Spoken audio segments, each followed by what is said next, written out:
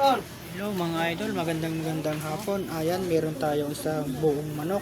Ayan, ibinili sa labas.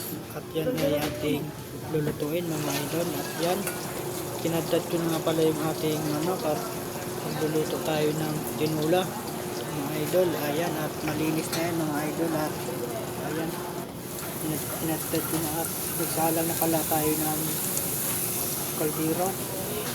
Ayan, at inilagay natin yung ating bawang. Ayan, isa-isahin lang natin mga idol at para mas mabango, at sinabay natin yung ating luya pampatanggal ng lansa mga idol. Ayan, at halo-halo lang natin, mikos-mikos lang mga idol, at sinabay na natin yung ating sibuyas. Ayan, inilagay na rin natin yung sibuyas natin para mas malasa din mga idol. Ayan mga idol, at inilagay na yung ating manok. Ayan, at ipisay natin sa mantika para malasa siya kapag nilagay natin ng sabaw. Ayan, at ilagay natin ng tinulayan mga idol.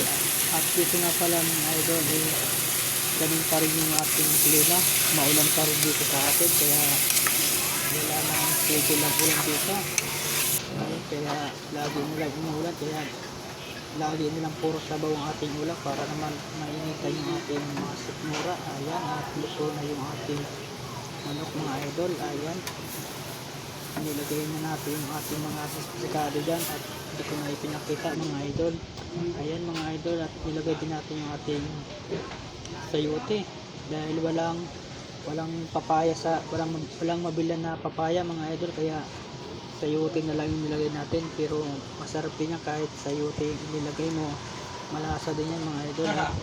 Ang pagkaluto nga pala niya mga idol ay hindi masyadong tata, yung parang mailaw-ilaw na sayote, matigas-tigas para naman malasa-lasa mga idol. Ayan, at sobrang dami ng ating sabaw mga idol. Ayan, at kumulo na yung ating tinula. Ayan, at luto na rin yung ating sayote. Ayan, at napakaraming sabaw, umaapaw mga idol. Ayan, at ito na yung ating finished product mga idol, luto na.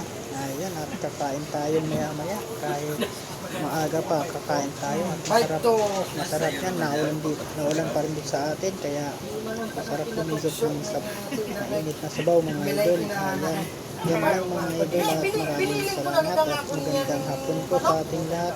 Ingat po tayo mga idol sa panahon ng tag-ulan, kaya iwasan po ang gumala-gala mga idol. Yan lang mga idol, maraming salamat at magandang hapon. Ingat po tayo.